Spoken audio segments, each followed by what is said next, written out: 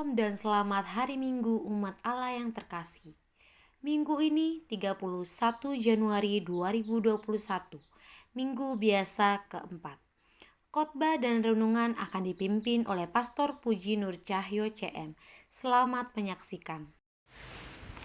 Tuhan sertamu dan sertamu juga. Inilah Injil Yesus Kristus menurut Santo Markus. Dimuliakanlah Tuhan.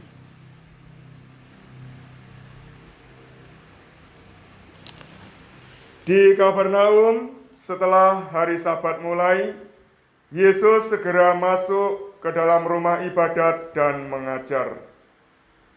Mereka takjub mendengar pengajarannya, sebab ia mengajar mereka sebagai orang yang berkuasa, tidak seperti ahli-ahli Taurat.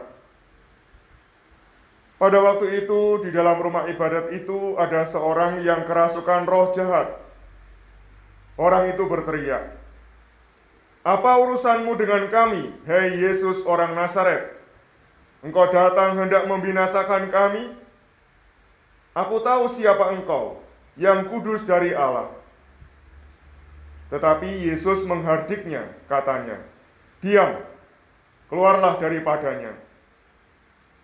Roh jahat itu mengguncang-guncang orang itu, dan sambil menjerit dengan suara nyaring, ia keluar daripadanya. Mereka semua takjub, sehingga mereka memperbincangkannya, katanya, "Apa ini? Suatu ajaran baru? Ia berkata-kata dengan kuasa. Roh-roh jahat pun diperintahkannya dan mereka taat kepadanya."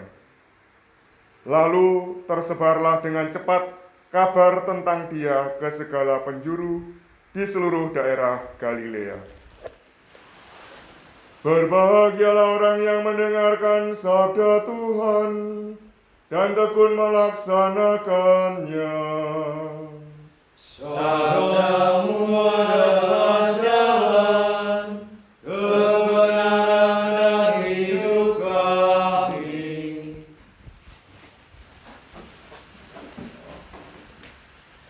Saudara-saudara yang terkasih, setiap hari kita berbicara atau berkata-kata.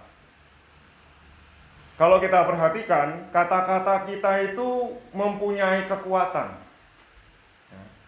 Baik kekuatan untuk membangun sesuatu yang baik, atau sebaliknya untuk sesuatu yang tidak baik. Dan kata-kata itu sangat luar biasa kekuatannya, powerful. Contoh saja, anak-anak yang sekolah ini di sekolah diberitahu guru, "Anak-anak, kerjakan ini." Hanya dengan mengatakan seperti itu, kalian mengerjakan apa yang diperintahkan oleh guru. Atau misalnya kalian ketika marah, lalu kalian mengeluarkan kata-kata yang kasar. Ternyata kata-katamu itu melukai hati orang lain. Nah, ini bukti bahwa kata-kata kita ini mempunyai kekuatan.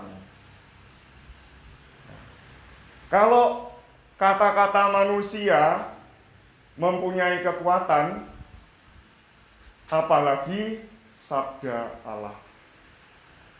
Hari ini, bacaan-bacaan kitab suci semuanya berbicara tentang sabda Allah. Lebih-lebih dalam bacaan Injil tadi kita mendengar Yesus mengajar dengan kuasa dan wibawa. Orang-orang kagum mendengarkan kata-kata Yesus. Karena Yesus itu mengajar bukan seperti ahli-ahli Taurat. Yesus memiliki kekuatan. Yesus memiliki kuasa dari dalam dirinya sendiri, sehingga kata-katanya ini sungguh-sungguh sangat luar biasa. Bahkan kemudian terjadi ada orang yang kerasukan setan, dan Yesus hanya mengatakan, "Diam, keluarlah daripadanya." Setan itu akhirnya takluk. Memang dia tidak menyerah begitu saja ya. Dia berusaha melawan. Buktinya orang itu digoncang-goncangkan sambil berteriak lalu keluar dari orang itu. Jadi setan ini melawan tapi tidak mempunyai kuasa untuk melawan kata-kata atau sabda Yesus.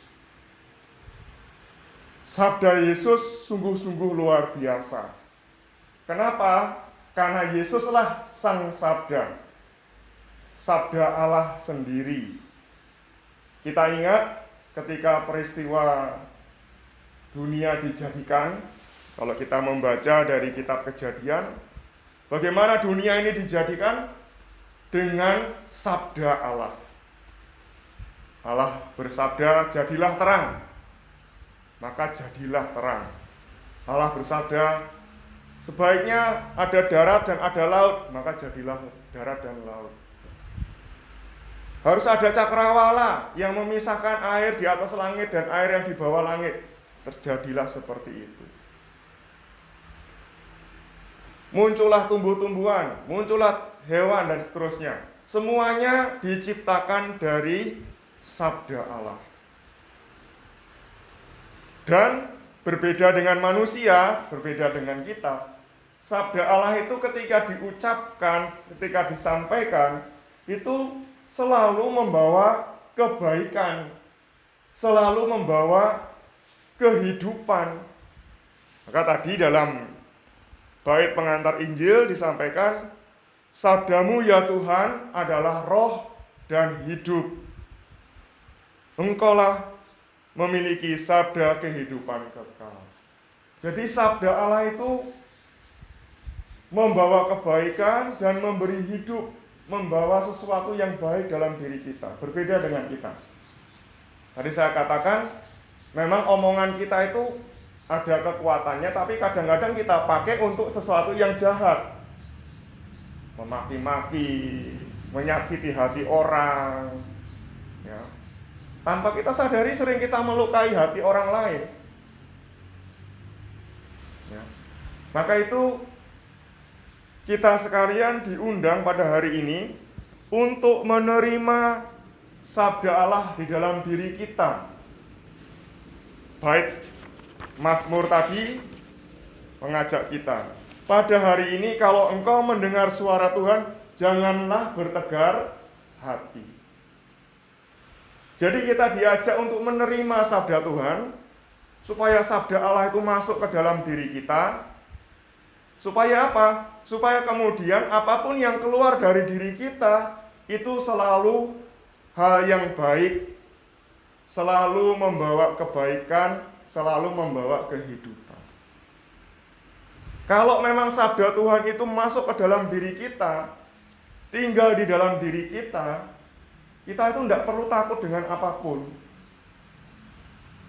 Nah, ada orang Katolik yang takut dengan setan, dengan hantu. Loh, kalau sabda Allah ada dalam diri kita, nggak usah takut. Kenapa? Karena sabda Allah itu akan mengusir setan itu. Nggak ada yang mampu melawan sabda Allah. Kalau sabda Allah ada di dalam diri kita, maka seluruh hidup kita akan diubah menjadi baik. Seluruh hidup kita akan diperbaharui, dan kita akan sungguh-sungguh mengalami hidup. Ada yang bilang, Romo, saya ini sudah lama menjadi orang Katolik, tapi kok saya ini tidak merasa bertumbuh secara rohani ya. Atau saya kok tidak pernah merasakan kedamaian ya. Saya misa, saya berdoa, saya membaca kitab suci, tapi kok setelah itu ya tahu saya terima, tapi setelah itu lewat begitu saja.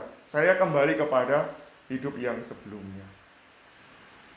Hari ini Yesus mengajak kita untuk membuka diri kita, menerima sungguh-sungguh sabda Allah itu. Jangan bertegar hati. Kalau kita ingin sungguh-sungguh mengalami damai, sungguh-sungguh mengalami hidup, kuncinya satu: terimalah sabda Tuhan, terimalah Yesus sendiri di dalam dirimu. Biarkanlah Yesus hidup di dalam dirimu. Biarkanlah Yesus yang menggerakkan kamu. Maka kita akan selalu tahu apa yang menjadi kehendak Tuhan di dalam diri kita. Kita akan menjadi PK. Apa yang seharusnya kita katakan, apa yang tidak seharusnya kita katakan, apa yang harus kita berbuat, apa yang tidak boleh kita lakukan, kita akan tahu.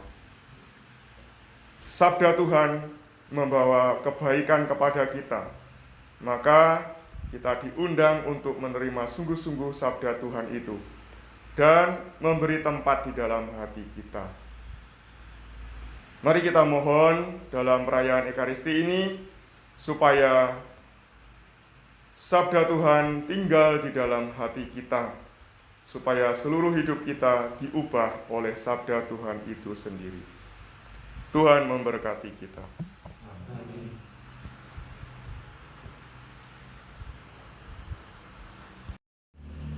Perlu untuk mengutamakan sabda Tuhan, ya. Kita perlu memberi waktu kepada sabda Tuhan. Tandanya kalau kita mencintai, entah itu mencintai seseorang atau mencintai Tuhan, ialah bahwa kita mau memberikan harta yang paling berharga yang kita miliki. Apa itu? Waktu kita. Jadi kalau kamu mencintai seseorang, kamu pasti akan meluangkan waktu untuk orang itu. Kalau kamu mencintai Tuhan, kamu akan meluangkan waktu untuk Tuhan. Nah, luangkanlah waktumu untuk membaca sabda Allah. Nah, sehari sempatkanlah untuk membaca sabda Tuhan, supaya sabda Tuhan itu tinggal di dalam diri kita. Dengan demikian, hidup kita akan menjadi semakin baik. Mari sekarang kita mohon berkat Allah.